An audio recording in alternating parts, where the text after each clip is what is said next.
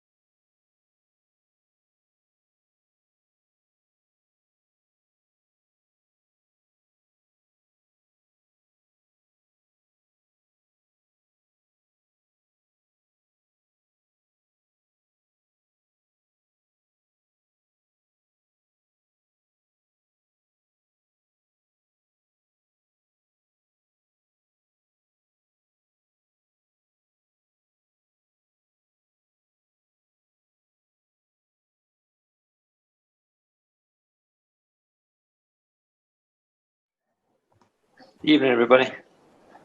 Hey. Oh. Get my camera working. Hola, Pucho. Mirá Ramiro. Hola, Ramiro. Hola, buenas tardes a todos. ¿Cómo andas, Ramiro? Hey. Hello, Davies. Hey, how are you doing? Hello. Nice to see you all. ¿Qué? ¿Pusiste a grabar vos, Popu? Sí. Ah, listo, entonces graba la voz. Popu, Juan, cualquier cosa, pegame un tubazo. Sí. Yo voy a estar acá, así que... Pero me voy a la otra reunión. Hi, Geraint. How are you? Yes, well, thank you very much. How are you getting on? Good, very good. Let me introduce. We wait for a few minutes, and after that, we can share your screen and start with the slides. Yes? Yeah, ideal. Yeah, perfect. Yep. I wish my Spanish was better. Speak slowly, please. I can do that. I can speak slowly. Bien, ahí lo presento. Geraint Davies es analista de video, analista de performance, además es coach nivel 4 de la RFU, de la Unión de Inglaterra, y además, bueno, es galés. Y no sé si está entrenando actualmente, se lo podemos preguntar. Y bueno, va a iniciar su presentación y bueno, cualquier cosa lo interrumpen o me dicen y le preguntamos. Gracias, Mariano. ¿Puede arrancar ya directamente y después que se vayan sumando? Ahí ya está para no compartir. hacerlo esperar, digo. Ya está para compartir pantalla. Sí, que arranque porque Bien. Tenemos que tener la precisión que maneja él. Bien. Geraint, you can start. You are allowed to share your screen. So if I will stop you and we'll ask some stuff. Yeah, cool, ideal. Yeah, and we can some bits if they're less important, we can skip past them. So just let me know if you want me to skip past certain bits as we go. But hopefully it'll make sense. And if you want me to speak even slower, let me know. Okay. No, I can't. So I wait you to explain, and after that I will translating. Perfect. Can you see my outcomes slide as my presentation? Perfect. Pueden ver todo su planilla, su slide de resultados, de outcomes. ¿Están viendo la pantalla? Sí. Sí. Perfect. So the overall presentation is about, as analysts, how we can use our analysis to design practice. So when we're coaching, how we can use that to design our practice. Bien, bueno, toda la presentación se trata de cómo usar el análisis de video para diseñar mejores entrenamientos, mejores prácticas. And the key bit is how we can make our practice as realistic to the game as possible. So when we use video, we can pick out what the game actually looks like. I mean that we can train like we would in a game situation. Bien, y la intención es hacer nuestros entrenamientos más realistas de lo que pasa en el juego. Por eso toda la presentación está enfocada en eso y en cómo podemos sacar cosas realistas desde el análisis de video y llevarlas a nuestras prácticas. Yep. Okay. And then please do ask questions as we go through. Bien, y por favor pregunten todo lo que quieran. Okay, so this is the first video clip. I'm going to show you a practice that 2014 with some of the Gloucester rugby players. The lad on the left-hand side is Oliver Tholling, who plays for England and plays for Gloucester currently. This was when he was 16 years old. What's his name? Ollie Tholling. Yeah. El jugador de la izquierda es Ollie Thorley, que ahora ha jugado para Inglaterra, pero eso es cuando tenía 16 años en 2014. Yes. So I'll show the video clip, and then it'll hopefully help us to understand what we're going to have a look at. So let's play it through.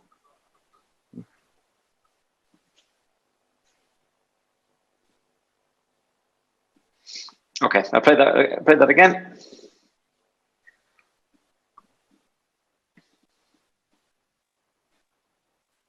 So that practice, when I did that in 2014, at the time, I thought that it was a really useful practice for gameplay. And now I look back at it, and I don't think it's very good at all.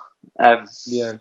Now I look at it, and I think, Ahí Geraint nos dice que en 2014, cuando vio esta práctica de lo que nosotros llamamos ganar el abajo, le parecía muy buena, le parecía espectacular y muy provechosa. Y hoy que la ve después de 6 años, dice que no se parece mucho a un partido de rugby, al juego en sí. Yeah. And one of the big reasons for that is when we enter a ruck, one of the biggest problems we have enter a ruck isn't the opposition player, it's the players on the floor. So practicing a ruck in itself, while one-on-one can be really useful, having nothing on the floor, I actually don't think makes the players too much better. Bien, ahí lo que nos dice es que una de las cosas que tiene este ejercicio es que la dificultad cuando jugamos el breakdown o cuando se juega un rack no es la oposición, sino los jugadores que están en el piso. Y en este ejercicio no tenemos ningún jugador que nos moleste en el piso. Yep. So would I do that practice again now? Not quite like that. I'd put maybe a bag on the floor. I'd put a body on the floor, or I'd make it more challenging than that, because the player that's in attack, their body position, they would never get away with that in a game.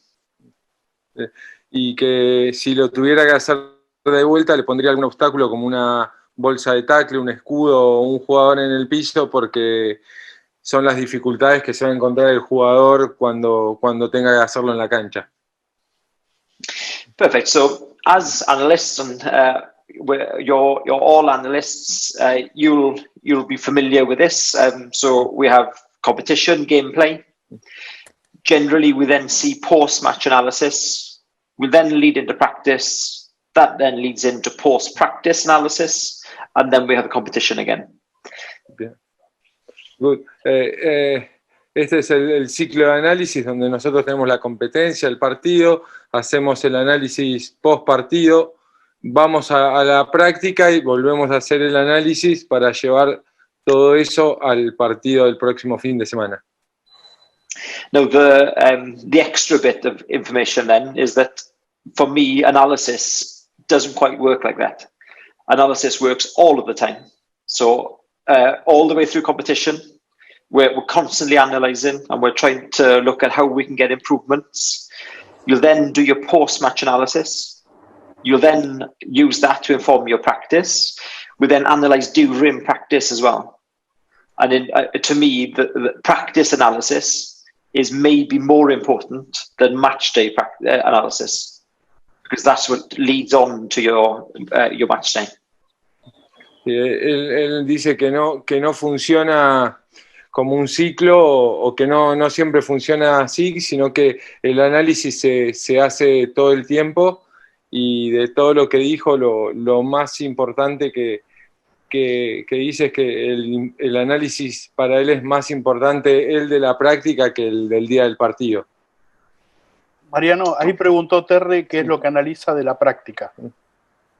One of the boys, Geraint, is asking, what is the analysis you do about the practice, about the training session? The same kind of thing as we would do on match day. So how things are performed, so technique is being used. And that's why the practice that they do has to be relevant to match day. So we're looking at the intensity of our play, looking at the position of players off the ball, how well, if we make a tackle, are they getting straight back up from a tackle?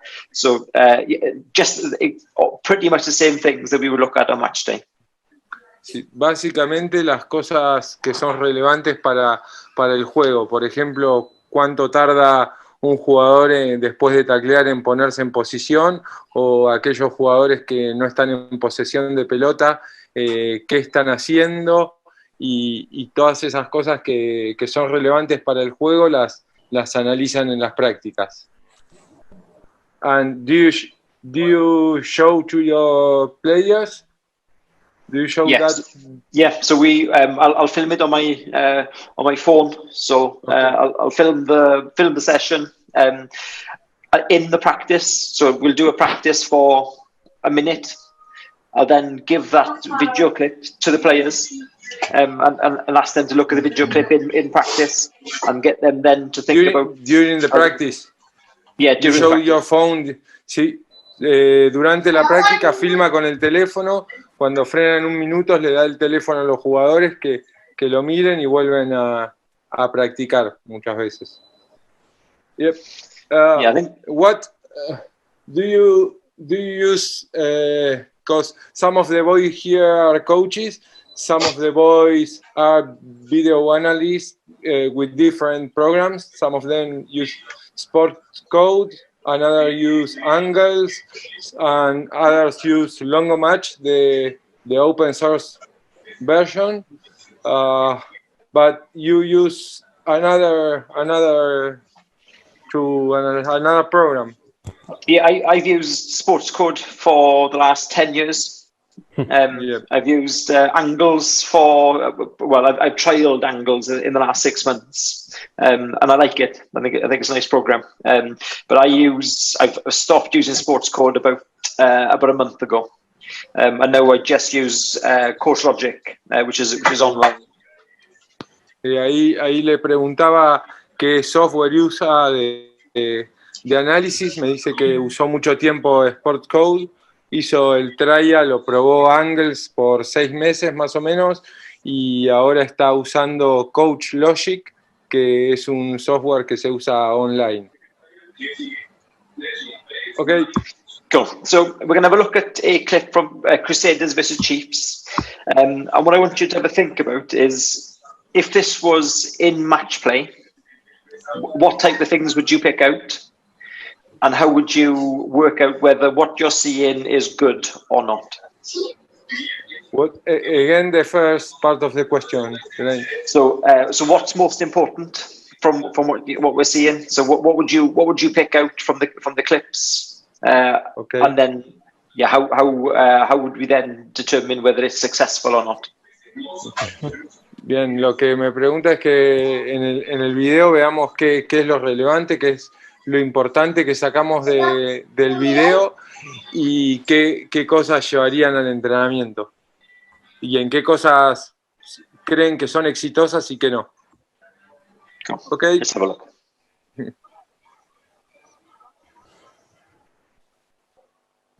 Okay, go. What did you see? Y ahí me pregunta qué ven. Yo te digo, mejoraría la circulación de los Chiefs, por ejemplo.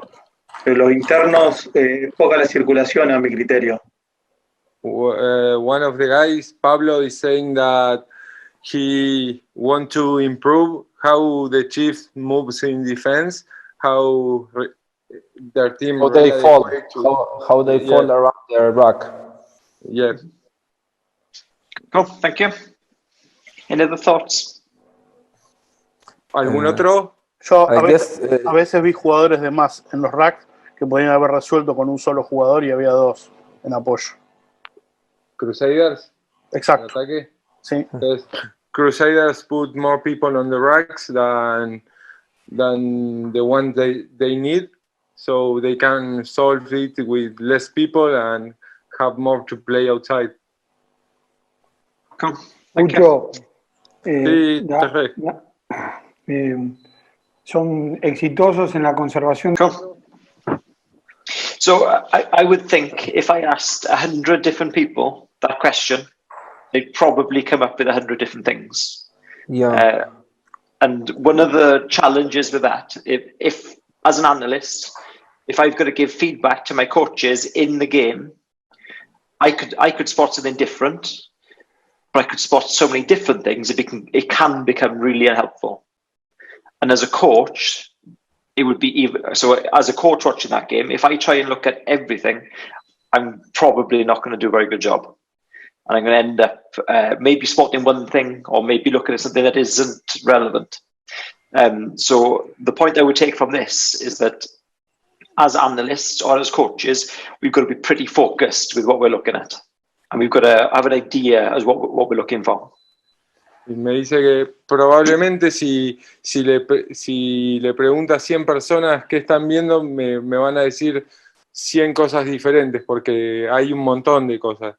Pero que como entrenadores eso no estaría bueno, que cada uno debería enfocarse, sobre todo si tenés un staff, deberían enfocarse en las cosas relevantes que quieren ver e ir desglosando ese tipo de cosas y cómo mejorarlas, porque, bueno, en este video justamente hay un montón de cosas para ver. Yeah. And just from this picture alone, you can see Mwanga has the ball. Mhm. He's got a good shape outside of him. All the players are leaning forwards, so they're all active and ready to come. The defence right now is actually okay, other than one thing, and that's who stood there. And then you see Mwanga sees the opportunity, defender gets sideways, and then pushes across.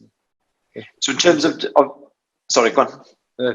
Dice que en la foto inicial, en esta que vemos, está todo bien, Mounga tiene la pelota, sus delanteros están avanzando, están liderando o yendo hacia adelante, la defensa está bien plantada, y la única debilidad que él encuentra es la misma que encontró Mounga en la cancha, que es que hay un pilar enfrente y puede crear una diferencia y explotarla. Yep. So to help with that, my thoughts, or the saying I use, is focus on rocks, not beaches. So the beach is everything, the whole game, every grain of sand, the entire game. And if I look at a beach, all I see is a beach. If I look at rocks, I can pick out a lot more detail on a rock than I can if I look at everything. Sí, dice que ellos usan una frase que es enfocarse en las rocas y no en la playa. Que la playa sería un todo y que si vos te enfocás en las rocas podés tener mayor detalle de lo que querés con el análisis de performance. So what we could then break the game down into, so the game is the beach, the rocks would then be things like attack, transition, defense. So those would be three very big rocks. We could then break that down further. We can look at scrum, restart, line out. So kick off from halfway, off from 22. So then we can look break down a little bit more. We can then break down their components. Run, kick, pass, tackle, the main ways of moving the ball or stopping the ball. And then finally would be ruck and maul. And I think lo que dice que la playa sería el componente, todo el juego general, y después lo van desglosando en componentes más chicos, o en tres rocas sólidas que serían el ataque, la defensa y las transiciones, y después ir bajando a desglosarlo cada vez más en scrum, reinicios y line out, correr, pasar, patear, tackle y rack y maul como último, como cosas más chicas dentro del juego. Yep. So I think then back to the previous one. So if I was just an analyst working with a team, I'd want to know from the head coach as to where are the main focus points. So did we, before the match, did we talk about the way that we attack off a scrum? Was that a key focus area? So as an analyst, when I'm watching the game and I'm coding away, I want to give feedback based on this. So we've attacked close to scrum 3 times, and we've made the game line on 66% of occasions, 2 to 3 times. I want to be able to give that feedback, which is really focused to what the aim was before the match. Bien, lo que dice es lo primero que va a hacer es tener una charla con el head coach, a ver en qué aspecto del juego quiere poner el foco, y a partir de eso, por ejemplo, si le dice en el Scrum y de qué forma de jugar en el Scrum o en distintas facetas de juego, él va a ir obteniendo los resultados o va a ir viendo los videos para ver cómo jugar de tal posición. And where that can also then help is then when we think about how those things are performed. So I'd break down into those rocks. I'd also then look at the principles of play. So the main rugby principles of play that we tend to see. And if I'm going to judge the success of our attack from a line out, I want to know, did we go forwards? Did we maintain possession? How many passes were made per ruck? And then how do we exert pressure on the opposition? Lo primero que hace para ponerse en foco es enfocarse en esas rocas que son los principios de juegos, de ganar o mantener posesión, avanzar, continuidad, apoyo y presión, y a partir de eso va a analizar si, por ejemplo, estamos en un line-out, si ganamos la posesión, si avanzamos, cómo mantuvimos continuidad a través de los racks, cómo fue el apoyo, cuánta cantidad de pases hicimos y cómo ejercimos presión sobre los Hola, rivales. Walti, te paso esto para los chicos. Yep. Okay. And then some of the things we would think about if we're going to analyze whether something is effective or whether or how good or bad something was. I'd also think about these things. I'd be thinking about what's the position of opponents. So which angle did they come from? Were they defending from in front, from the side, and so on? How many opponents there were? So this now, if I'm thinking about doing a ruck practice, so like that practice you saw right at the start, there were 2 players, 1 versus 1. And I then think about, does that ever happen in a game? And in reality, it doesn't. There'll always be a 3rd player. You will get a one-on-one contest, but there'll always be somebody on the floor or somebody in the way. So, that would influence my decision when it comes to practice. Then I think about the individual. So how tall are they? How wide are they? How long are their arms? So when I'm judging whether they've done something well or not, I've got to take them into account. What's their body like, and are they fast? Why did they cut back in? Was it because their left-hand pass isn't very good? So I have to take them into account. And then the context. So what's the score at that time? It might be the case that it's just before half-time. If I'm going to judge whether something was effective or not, it might be the case that they're protecting a 1-point lead, and they might play really tight because there's only 1 minute left on the clock, and they're protecting a 1-point lead. So I have to judge the way that the team are playing. I have to judge that based on context and the position in the game. And then the final thing to think about is how much time does the player have in competition, and then how much space is there between the contact type. So would it be a heavy one-on-one collision?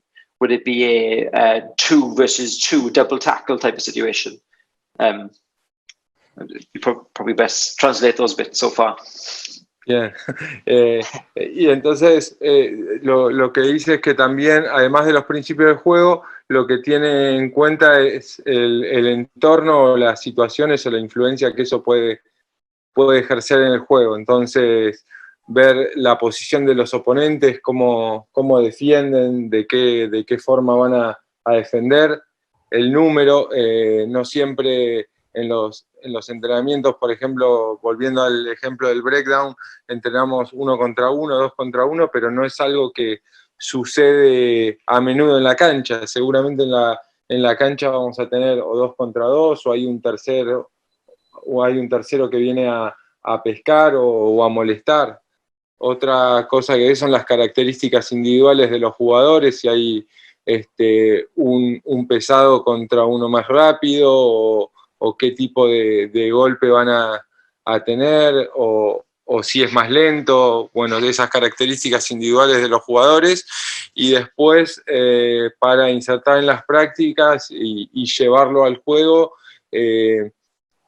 diferentes tipos de presión, sobre todo cómo está el resultado en ese momento, que no son cosas que se entrenan usualmente, o cuánto tiempo falta, o qué competencia, o qué instancia de competencia estamos jugando, y también el tipo de contacto. Muchas veces en la cancha nosotros entrenamos el rack o situaciones de contacto, de tackle uno contra uno, y en la cancha hoy hay mucho doble tackle, hay espacios chicos, espacios más grandes, diferentes tiempos de recepción de pelota. Bueno, todos estos factores del entorno hay que meterlos en la práctica para mejorar a los jugadores. When it comes to design a practice, I've got to think about these things. If with my fullback, my number 15, if I'm going to do a tackling practice with my fullback, I've got to think about how much space would there normally be between him and the opposition. How far would he normally have to run? So I could do a one-on-one practice where they're right in front of each other, but that never happens for a fullback. They have to run 20, 30 meters, and then they end up with a one-on-one tackle. Okay. So that in my practice, I might do that. Lo que decía es que ahí me ponía el ejemplo de lo que estaba contando. Si yo tengo al fullback, generalmente lo hacemos entrenar tackle de la misma manera que un pilar, o cuando entrenamos todos juntos la técnica, pero seguramente eso no pasa en la cancha, porque va a tener diferente espacio, diferente ritmo. Seguramente va a tener un tackle donde un tipo le viene de 20, 30 metros, que es diferente al de un primera línea que está cerca. Entonces hay que hacerle sesiones individuales para cada puesto, o que se parezca más al juego. Come. Let's get forward. So then we think about, well, what are we actually looking for? I'm going to look at a video clip again. Let's see what kind of game components you can find. So think about the big rocks we talked about. Which big rocks are in there? And then maybe think about how effective those rocks are. So just pick one thing, one rock maybe, and then let's see what you pick out with that one rock. Bien, ahí me dice, bueno, la primera pregunta es qué estamos buscando, y va a pasar un video donde dice que, considerando los principios del juego, cómo podemos identificar los componentes del juego. Dice, elijamos una de esas rocas de las que hablamos anteriormente y hablemos o especifiquemos sobre eso. Come, let's have a look. So let's have a look. So it is, you will be familiar with this game. You recognize this. Un partido familiar. Okay.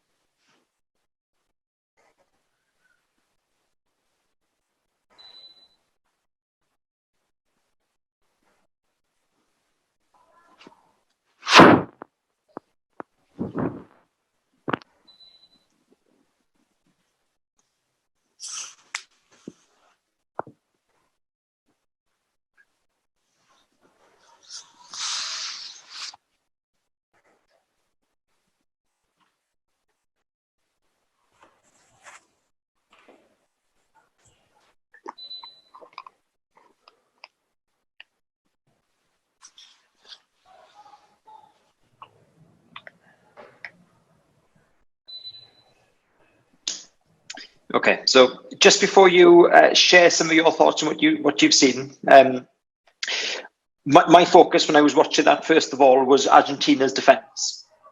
So I want to know, off a line out, how do they defend? So I'd be looking at how well do they move away from the line out.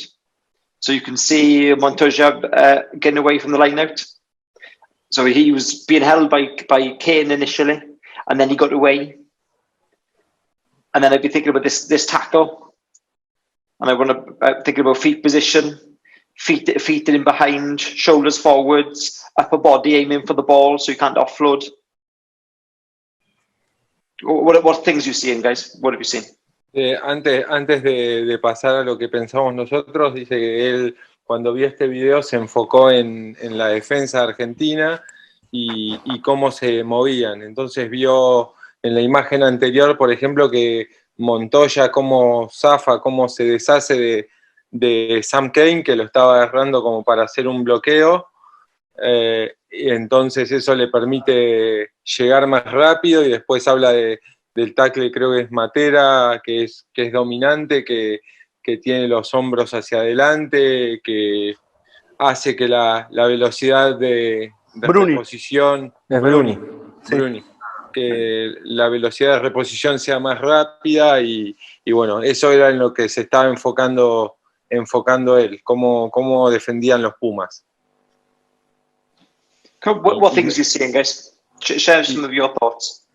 Y bueno, me pregunta qué piensan ustedes.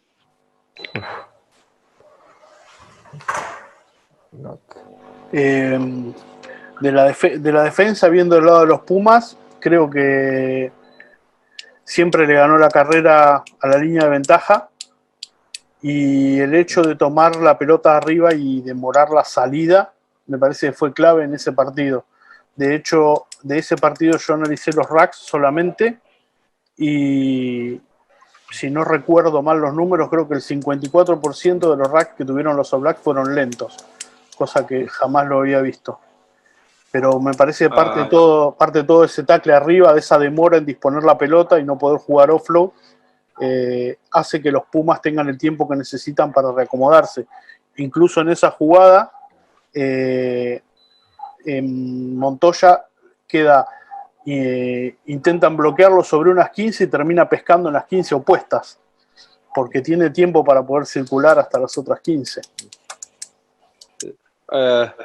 Mauricio Popu says that about that match, Argentina, los Pumas always won the advantage line, won the race in the advantage line, and that kind of tackle they practice, that kind of chop tackle, that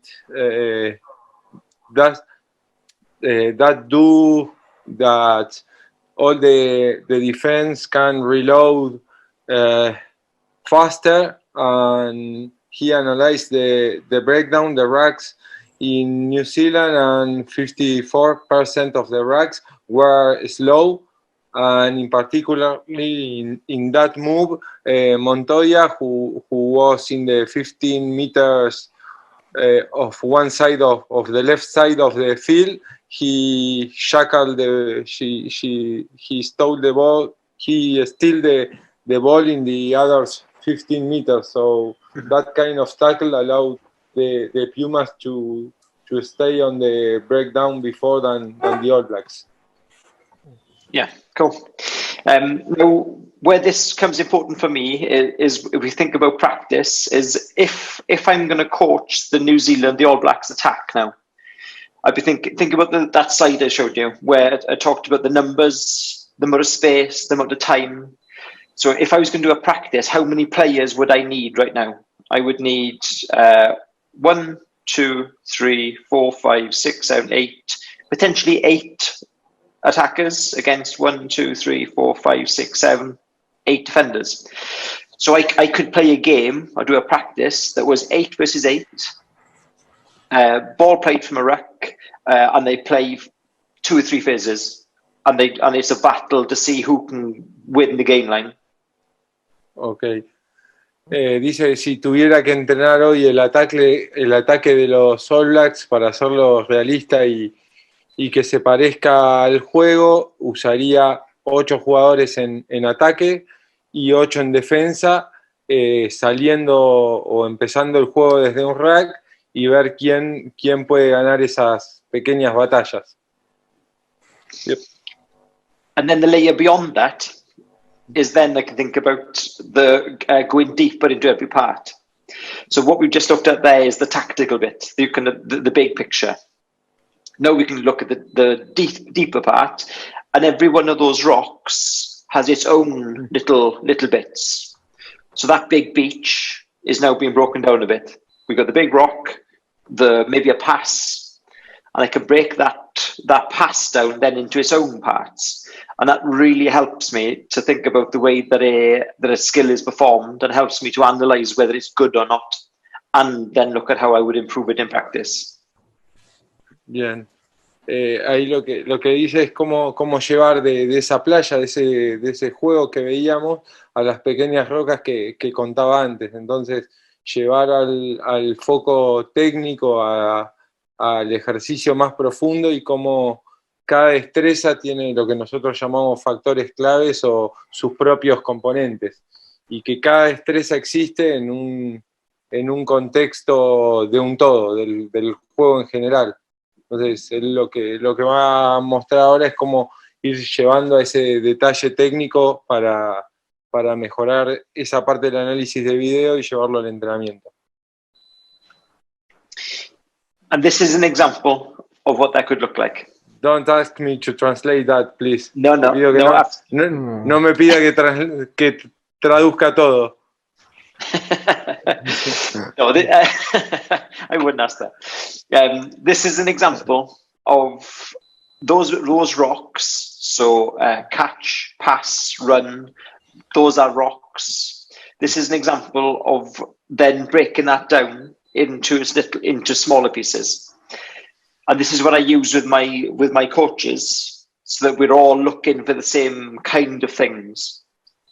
Eso es como las grandes rocas las van haciendo más chiquitas, y cómo desglosan cada destreza en sus factores claves, y es lo que usa con sus entrenadores para que todos estén mirando lo mismo una vez que ven el partido.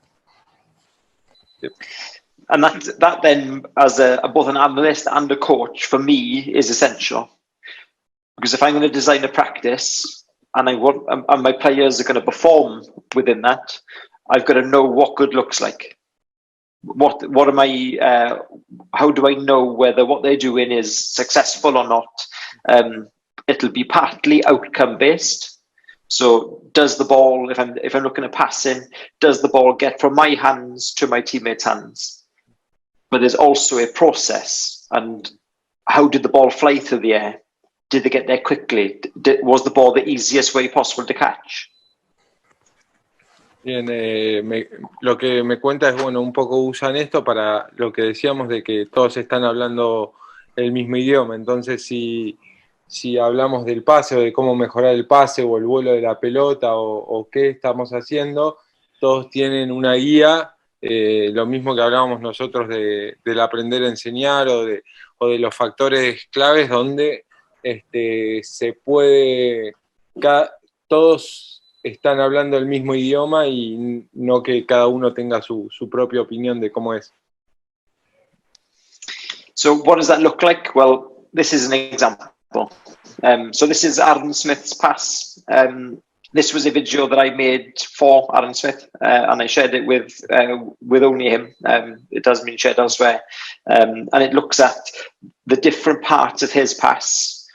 And then what we then use that for is to look at if we're going to practice his pass, what would be the most important points, and how would we set it up to make it a really effective practice. Va a mostrar un video del pase de Aaron Smith, y lo que va a ver es qué partes del pase deberíamos practicar para que el pase sea más efectivo. Okay? So let's have a quick look. You don't need that bit. Okay, so the pass itself. So when I'm thinking about how we practice, we think about do we need other things around? So there's somebody's leg in the way. So when que cuando practicamos ahí, eso que hablábamos antes, ya hay una pierna de alguien molestándonos. So when Aaron Smith sets himself up, his weight is almost on his back leg, but he's in more of a crouch position. And part of the reason for that is because there's people falling on him. He needs to be able to move if he has to. And then the second part. So now notice the ball has been lifted up to his waist. So the ball is not passing straight off the floor, he's lifting the ball up. And the big reason for that is that now it moves it away from all those threats. So when we practice, we've got to try and encourage some bits in the way, and then a tackle pad or somebody's leg or somebody putting their hand in the way.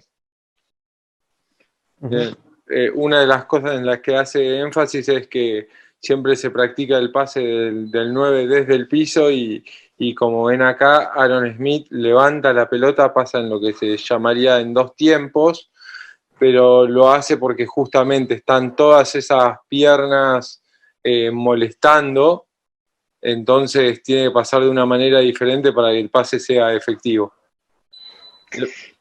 Now, something else I would say is that you don't have to have other people there to get a good scrum half pass. So you could practice on your own, but you'd have to be aware of the way you need to practice because of people when they are there in competition. So I could be on my own doing a passing session, but if I pass straight off the floor with my feet really wide, that's probably not good for gameplay. So even though I might practice on my own, I've still got to make it relevant to gameplay. De nuevo, pone énfasis en eso, dice, seguramente el pase lo podemos trabajar solos, pero si nosotros lo trabajamos pasando desde el piso, con las piernas abiertas y con los factores claves perfectos, que era un poco lo que hablábamos hoy en el grupo, seguramente no sea lo que pasa en la cancha. Entonces, habría que trabajarlo con distintas dificultades que se parezcan más a lo que pasa en el juego. Yep. So if we now think about, we played a game. I'm now going to practice. We're going to practice on Tuesday night, and I'm going to design my practice. This is the process I would go through. So select the component: scrum, line out, ruck, maul, tackle. Then think about what information was there. So how many players do I need? How much pressure do I need? How much time? How much is there contact, non-contact? What are my key principles? And then I'm going to try and design a practice that looks and feels like the whole skill. Bien, dice, al momento de diseñar una práctica lleva todo lo que fuimos hablando, como seleccionar qué componente, qué parte del juego queremos trabajar, identificar los factores claves, la información clave que se presenta en la destreza general, identificar los principios claves de cada destreza y después ver cuántos jugadores necesitamos, si va a ser con contacto, sin contacto, qué tipo de presión le vamos a poner, si va a haber presión de resultados, si presión de puntos, diferente tipo de cancha, bueno, etcétera, y diseñar, con toda esa información, diseñar una práctica que se parezca al todo, al juego en general. And then we'll have a look at what that looks like. Go forwards. So this is an example of then the way that we could do it. So we got a video clip of Cardiff Blues versus Edinburgh. I'll show you from a different angle. You can see if there's the same clip from a different angle. Okay, so if you have a look at the ball carrier, so this is Jason Tovey from Cardiff Blues. Enters the contact. You can see number 8. So contacto. Yeah. So I'm now thinking about how could I get that player being good at clearing out a ruck from that type of situation. And by looking at the way that this has been set up, can you picture that as a practice? Dice, ¿cómo podemos hacer que ese jugador limpie bien el rack desde esa posición inicial? Generalmente nosotros los hacemos o formar en una fila o estar derechos y ahí está saliendo una posición que está parado, erguido al lado del rack. So as an analyst, one thing I want to know is if we practiced in the week to do this, does that then happen on the game day? So I want to be able to tell the coaches all those things that we practiced, are they happening? Is the practice having any effect in the way that we're playing on a game day? Bien. Y como analista, que él tiene que poder comunicarle a los entrenadores todas esas cosas que están pasando en el juego y ser posible de llevarlas a la práctica. And this practice is one that the same team, this is Cardiff Blues in their own practice session. This is a practice that they used, and if you look at the position that the players are in when they go for the ball, it's fairly similar, isn't it? If you look at this, and then so look at hand position, feet position, take that back to there. Looks pretty similar, doesn't it? Bien, y ese entrenamiento que estaban viendo también es del mismo equipo de Cardiff Blues, y que esa posición donde llega y apoya las manos es bastante similar a lo que pasa en la cancha. This then is a development of that practice. So it's a stage further in terms of pressure. Bien, y ahí le van metiendo más presión. Es el desarrollo de la práctica de pasar de no posición o de una posición estática a algo móvil, a algo más parecido a lo que pasa en la cancha. So if you think about the clip, the gameplay clip, this is pretty close to the gameplay. So it's only using 4 players, but you only need 4. So they didn't need 15 players to get really good at this. They only needed 4. And that's because the process that I talk through, where we have how much information is there, how many players, how much pressure, where do players come from, that's how this practice was designed. Dice que esta práctica fue diseñada de acuerdo a las necesidades que se fueron viendo, y no se necesitan a los 15 jugadores. Solo con 4 jugadores pueden resolver o pueden trabajar esa situación, y se parece mucho a lo que pasa en el partido, que eso es lo que tiene que hacer el videoanalista, de lo que veníamos hablando, de trabajar con la cantidad de jugadores que le determina lo que fueron analizando. And then this is a stage further. So one of the things that Cardiff Blues noticed on their analysis is that players, when they were coming in from an angle, weren't clearing out very well. So they looked at the video, they looked at when they were conceding turnovers, and they could see that players, when they came from a slightly different angle, or they had to react, weren't getting over the ball square. So they were ending up coming from an edge, or they weren't squaring up. So if you look at this, as he gets around, he's going sideways. See how he then turns his hips and gets square? Y ahí una de las cosas que dice, que el desarrollo que hicieron en Cardiff Blues era que tenían problemas o que les costaba, o vieron muchas situaciones donde no sabían qué pasaba cuando tenían que limpiar un rack viniendo desde un ángulo.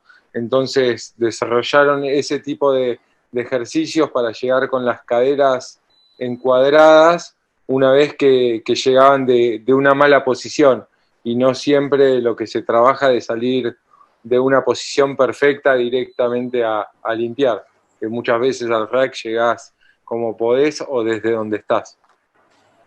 And this was as a race, so the yellow cone and the green cone, one of the coaches calls the colour, and they have to react and go either way. So you notice the defender moves as well and goes to the same colour, and they both then have to get in, and that creates a bit of variability, a bit of change in the practice, so it's not always the same. En este ejercicio particular lo que hacen es que el entrenador les canta un color de cono y tienen que reaccionar e ir hacia ese color. No es que salen predeterminadamente hacia la derecha, sino están esperando el canto de un entrenador que le diga a qué color ir, y de ahí reaccionar y solucionar la situación. And then this one, same area. Notice the tacklers are on their knees. And the reason they put the tackler on their knees is because they wanted to reduce the contact. So they'd already done quite a bit of contact. So they wanted to reduce the contact for the tackler, but still have a heavily contested ruck. En este caso el tacleador está de rodillas para reducir la situación de contacto, que la quieren producir, pero como no quieren tener tanto contacto en el área de tackle, lo hacen estar de rodilla para tener esa situación sin golpearse tanto. Now, another thing that's being coached is the tackler. Just watch what the tackler does after he's made the tackle. Miren lo que hace el tacleador después de ejercer el tackle. So see if you look at this side, so the tackle's made. To see how he moves slightly to the side, so he's trying to create a good picture for the referee, and then comes back around square. Bien. Que lo que hace en ese caso es salir y mostrarle una buena foto al referee y después se suma a ayudar al atacante. Pero se suma al ataque. Geraint, why is he adding to the attack? On that one, it's looking at can he back up his player? So can he get up and then support his teammate if he needs to? And that would be a decision. Does he need to support or not? In that one, he was. Let me show you the player that comes in. So this is Matthew Morgan, who's the fullback. He's one of the smallest players in professional rugby. So one of his teammate would be thinking immediately, I'm going to need to get behind him. I would think in gameplay they'd have made a pretty good decision that he's fine. You can leave him on his own. La explicación que me da es que en este caso el que está atacando o el que está limpiando el rack es uno de los jugadores, es el fullback, es uno de los jugadores más chicos del rugby profesional, entonces al tacleador lo hacen tomar una decisión, en el cual seguramente en la cancha ese jugador, ese fullback que es chiquito, necesite de un jugador en apoyo para ayudarlo a limpiar los racks, que no lo podría hacer solo contra alguien más grande. Entonces lo hacen tomar una decisión al defensor para apoyar a cualquiera de los dos lados. And then this is just a different practice on the same thing, same area. So tackle and contact area. So players from the side plays the ball, and he's now going to come from an angle and try and support against a double tackle, which we see all the time. So you think about Kremer made a big tackle, and he went up a body in the second phase against New Zealand. So this would be a way of just looking at just that one part of the game. Bien, entrenando el mismo área, lo que hacen acá es también hacer una situación de un atacante contra dos defensores, parecido a lo que hace Kremer en la segunda fase del video que vimos, y con un pasador que después se convierte en ayudante del ataque. So if we look at the kind of things we talked about so far, we've talked about trying to break the game down into different components, but then thinking about if we're going to help players get better at that component, what needs to be in my practice. And for this practice, I felt I only needed 4 players to help them improve. And to me, that looks and feels like the game, but I only need 4 players for it. De nuevo habla de la necesidad de jugadores que en este tipo de prácticas, si bien vamos a desarrollar a todos los jugadores para estos ejercicios, necesita 4 jugadores y está trabajando con esos jugadores que desarrollen ese área y va individualizando el aprendizaje de cada uno de los jugadores. And then if I didn't use video in my sessions, this would probably be a penalty on a Saturday. So his hips are too high, shoulders are down on the contact area. That's not a good picture for the referee. Si tenemos esa foto en entrenamiento, seguramente el sábado va a ser un penal y que no es la mejor foto para darle a un referee. So this, by filming this and then helping the players and showing them what they've done, this might well save us a penalty on the weekend. We might be better as a result. Y que filmándolo y mostrándole a los jugadores eso durante la práctica los va a ayudar a que no lo hagan el día del partido. And that, guys, from me, is it. That draws on some of the same clips, so I'll skip through that one. Some of the kind of main points would be try and be specific about the parts of the game you want to focus on. Dice, el resumen es tratar de ser específico sobre el área del juego que queremos desarrollar o en la cual queremos poner foco. Yep. And then whatever practice you do, think about how well does that relate to the game, and does it then transfer into the game? Considerar cómo podemos hacer que esa práctica que seleccionamos sea transferida a la competición y hacer una evaluación continua del análisis. Yeah, so constantly analyze that and think, and that's what I think it's important when we look at a game, when we analyze a match, we need to think about where in practice did that come from. So if players are going off their feet at a ruck all the time, was that my practice that caused that problem? Did we do a practice where I didn't pick up on that? And then players took that into match day. So good and bad habits. Y cuando vemos un partido, de nuevo poner foco en lo que queremos ver, darle oportunidades a los jugadores, variables, y poder tener ese feedback de los jugadores donde todos están mejorando y todos le estamos diciendo qué es lo que queremos de ellos. And then the final point is just with the practice, try and have lots of variety with the practice. So there's different levels of pressure. Some you might have no pressure if they need to just get comfortable. Some might have high pressure. Some might be absolutely full contact. Some might be no contact. So lots of variety in your practice. Y por último, que lo que quiere decir es que dar la oportunidad de que los jugadores tengan muchas variables en entrenamiento, que a veces tiene que ser de contacto, a veces sin contacto, a veces con presión, a veces con menos presión, hacer lo mismo de diferentes maneras muchas veces. And then just over to you for any questions, guys, or anything that you want me to try and clarify, or any other questions that you might have. Cualquier pregunta que quieran hacer, que está abierto a contestar.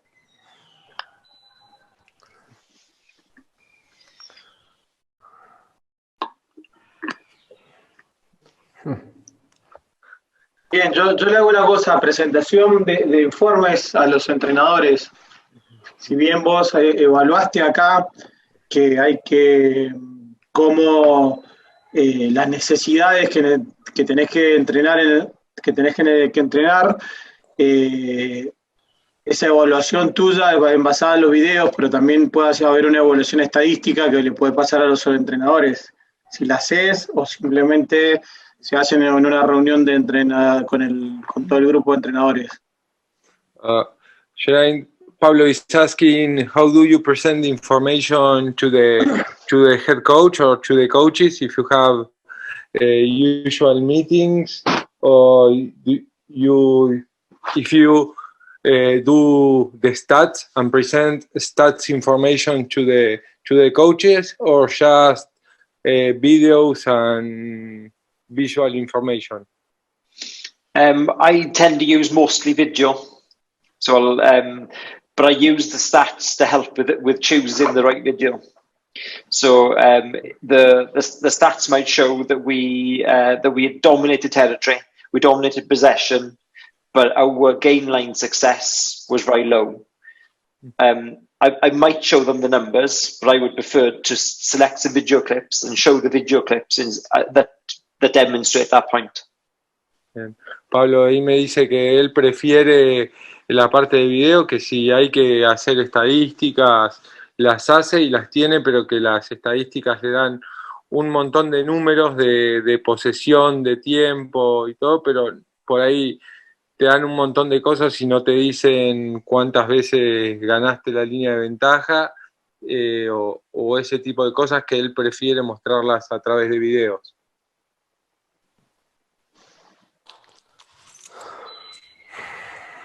Ok, gracias.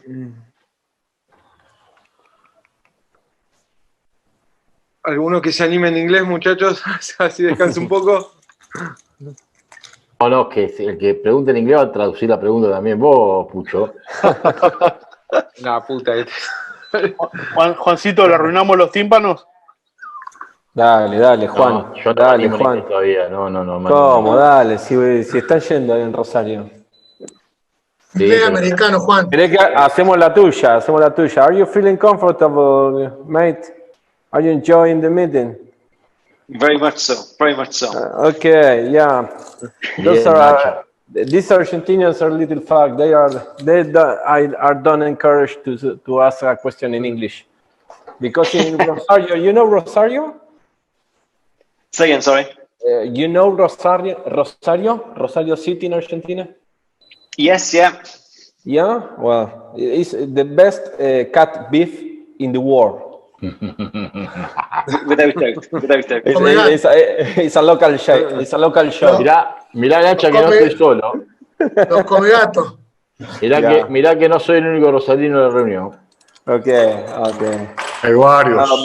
Because we're giving Mariano a break to translate a little bit, because it's a hard work to translate so long. Yeah. He's done very well. Yeah, he's done great. Because you start speaking, and you never shut up. you have to do more pauses. No, he's done very well. Yeah, you say you use sport codes for more or less than 10 years. Then you use angles for the demo time. How much you use it? 6 months, 1 month?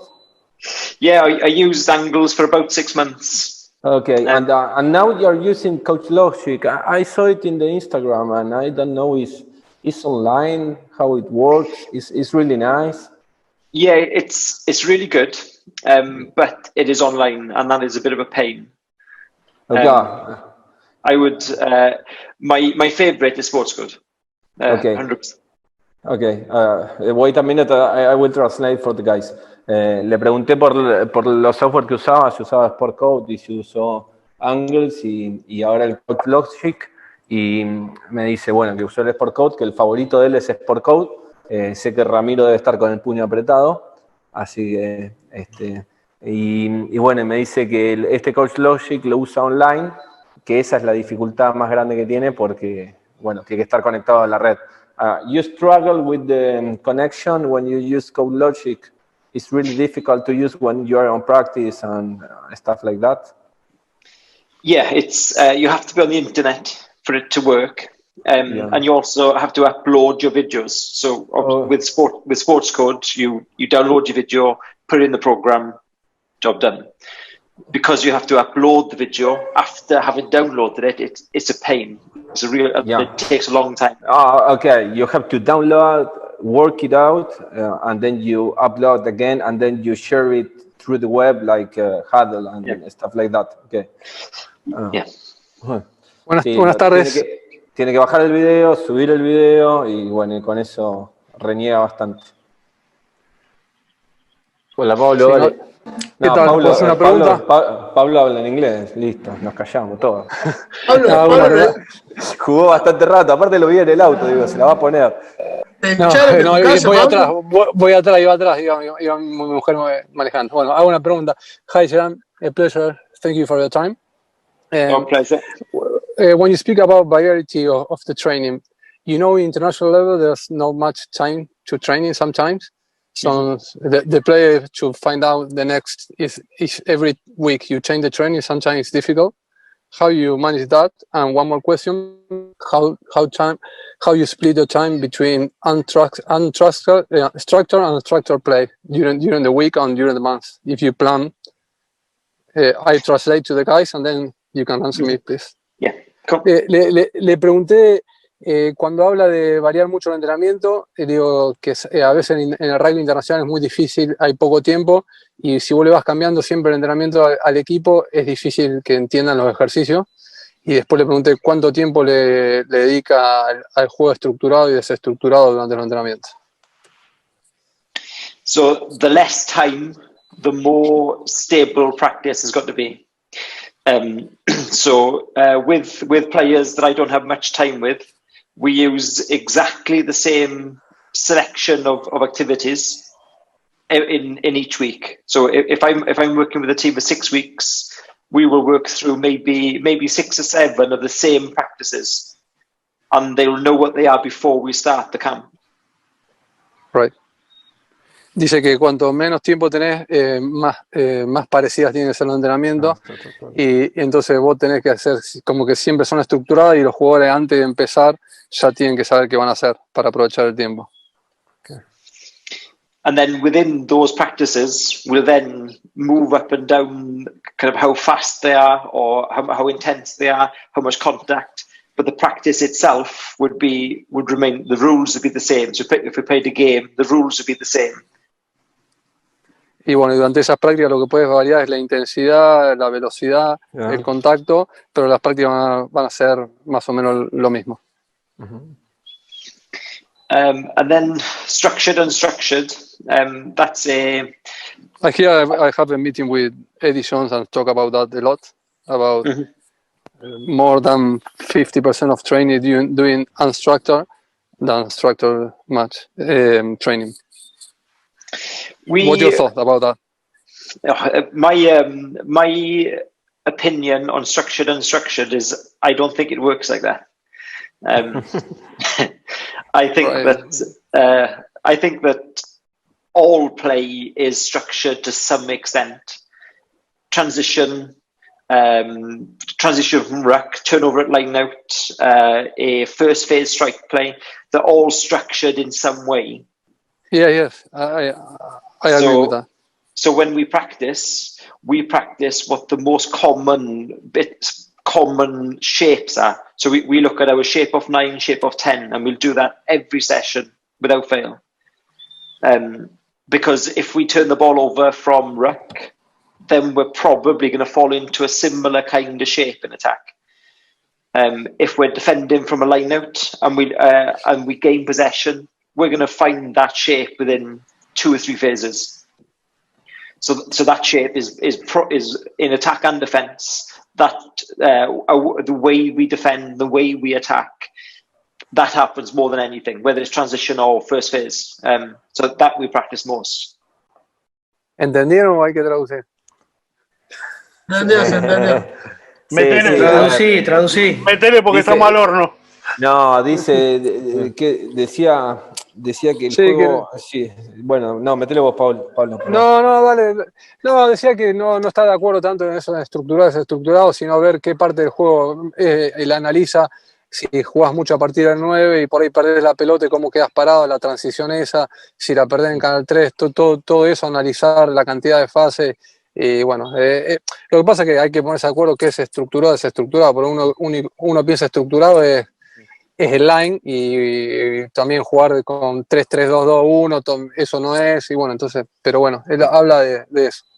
No sé si querés agregar algo. Sí, también habló que el juego, si bien puede ser desestructurado, tiende a volver a la estructura. A la estructura, sí, por eso de 1-3-3-2-1. Tiende a volver a la estructura. Entonces vos recuperás la pelota, vas a hacer un ataque, te van a frenar, y ahí volvés a armar la estructura desde el 9 o el lanzamiento desde el 10. Te dice que después de dos o tres fases volvés a la estructura. Volvés a la estructura, entonces dice, no puede faltar los lanzamientos desde el 9 o el 10, esas formas de ataque que tanto vemos. Bueno, recién en el video de los Black era eso lo que se veía. Hacen el ataque de primera fase, no consiguen el objetivo porque lo frenan bien y nuevamente vuelven a una semiestructura, algo así, para hacer un relanzamiento. Es una estructura dentro de esa estructura, vendría a ser. Hay que ponerse de acuerdo con eso. Pero, bueno, thank you, Geraint. You're welcome. So the word unstructured, I don't think the game is ever unstructured. I don't think it's possible. Dice que el juego, que la palabra es etimológico lo del flaco. Dice como que él no está de acuerdo que el juego nunca sea desestructurado, que siempre hay una estructura en algo.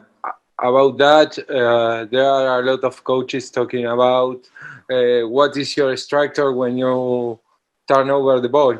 So you have a strategy to do when you receive a kick or when you have a turnover in the breakdown and someone says you have to do two passes or you have to kick to somewhere because the number 15 is not there. Lo que les estaba diciendo era que hay muchos entrenadores que hablan de la estructura cuando se recupera la pelota, de que tiene una estructura a partir de una pelota recuperada en un breakdown o de cuando recuperan un kick, y hay algunos entrenadores que dicen, bueno, jugar 2 pases afuera o patear al lugar donde no está el fullback si fue el que fue a disputar una pelota. Siempre hay una estructura a partir de que recuperamos una pelota o de que se genera un quiebre. What's your opinion about that? So the 2 passes thing, I don't believe in that. I think that's not very good. But my belief is that whether we have the ball from transition or whether we have the ball already, the first thing we've got to do is find the best way to go forwards. And the best way to go forwards might be with the ball or without the ball.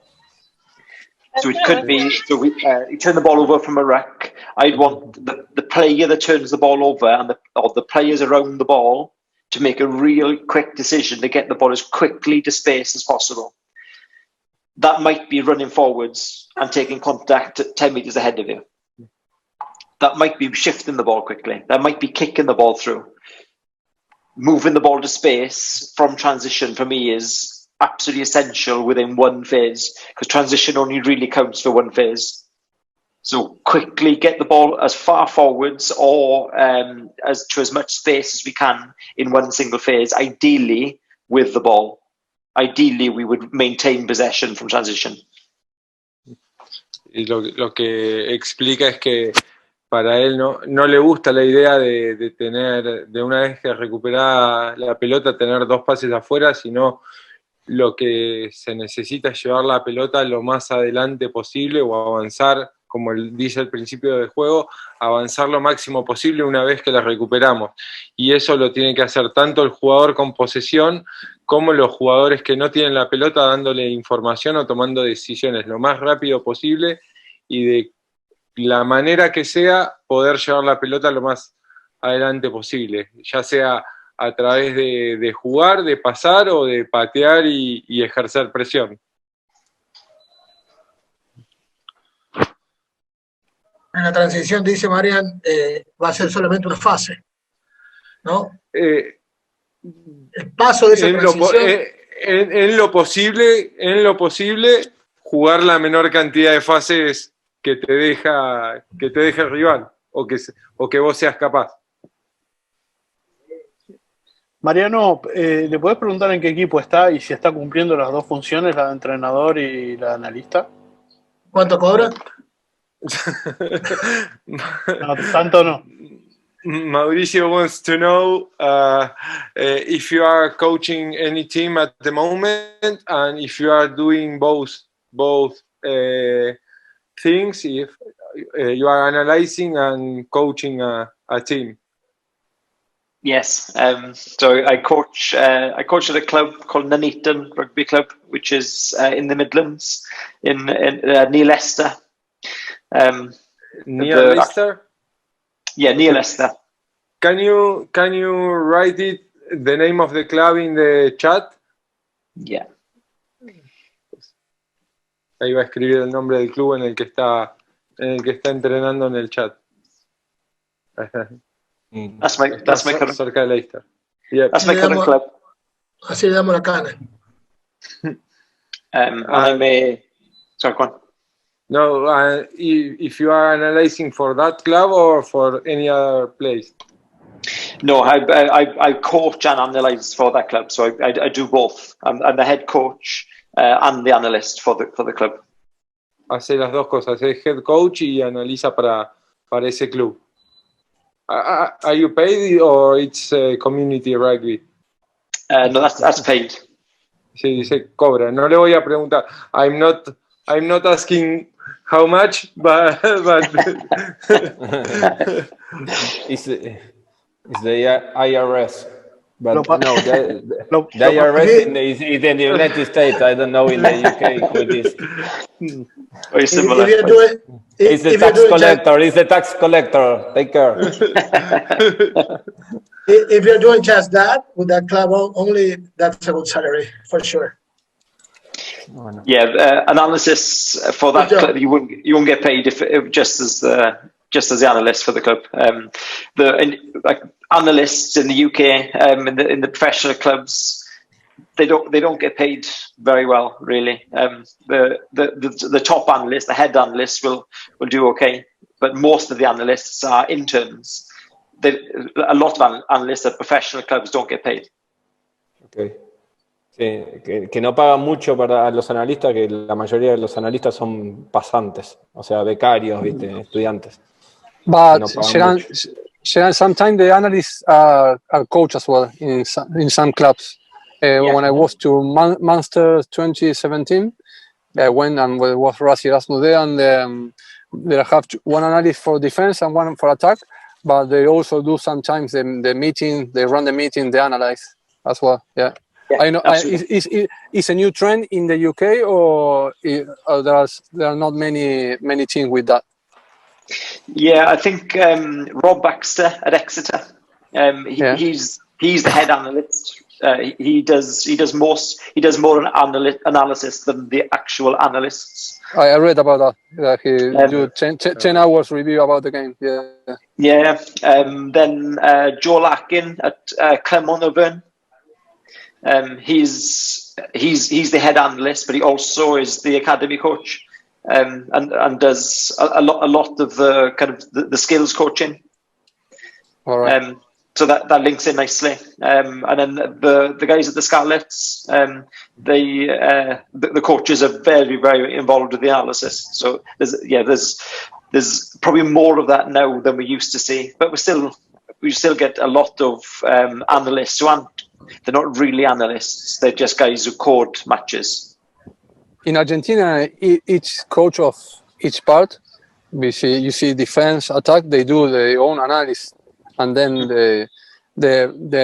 what you see analysts is they check just the clips, but all defense, ground, line out, they do the coach, that kind of analysis. They don't have special analysts. They have just only one. Mm-hmm. For do everything. Yeah, I think the more closely an analyst works with a coach, the better. I think if analysts are leading on meetings and helping to design practice, I think the teams will do better. Right.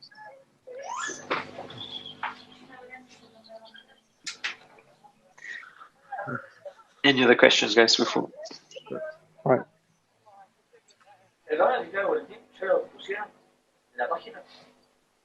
¿Tenemos alguna pregunta más?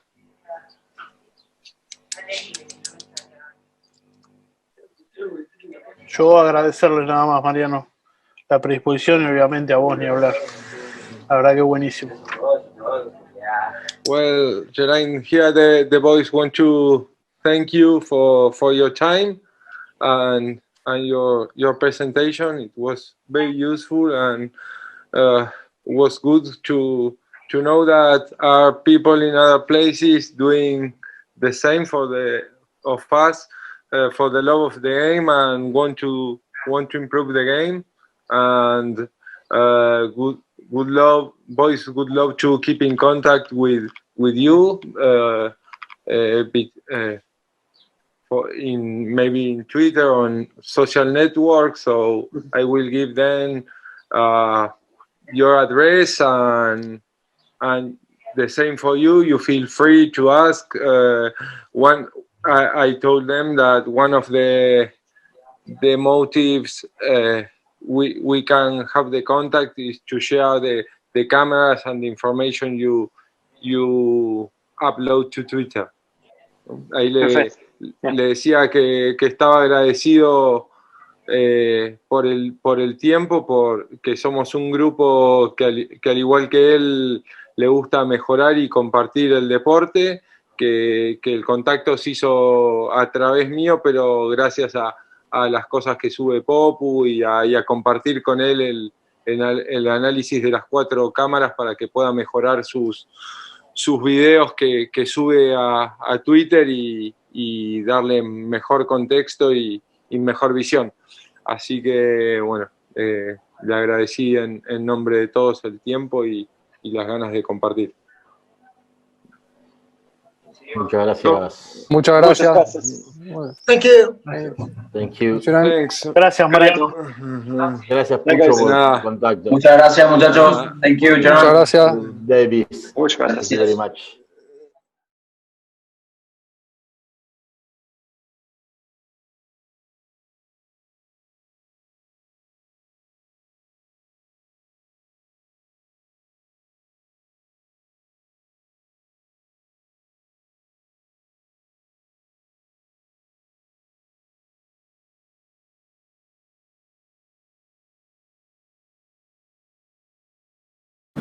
That's what I was right through. Okay, so you squat to go.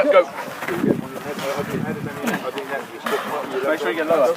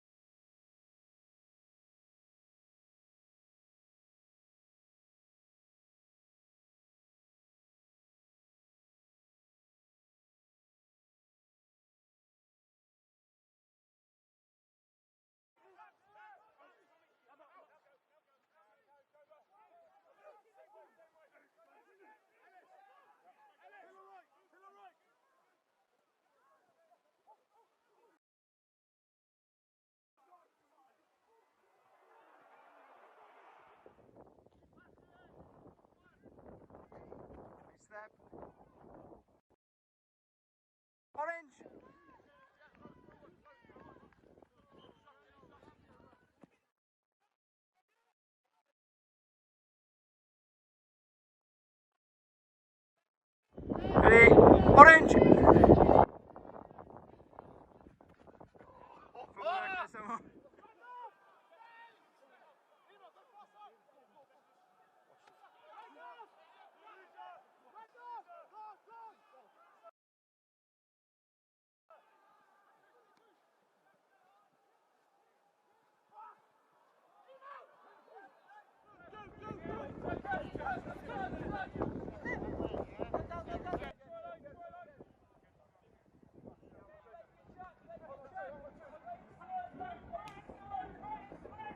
Footwork, Ollie. Love that. Red.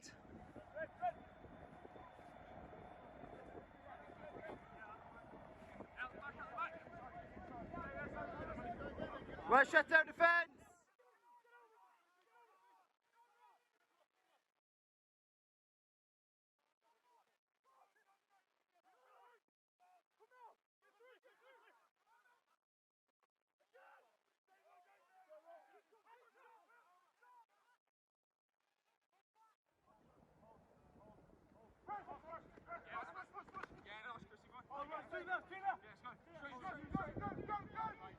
Nice defence. Red.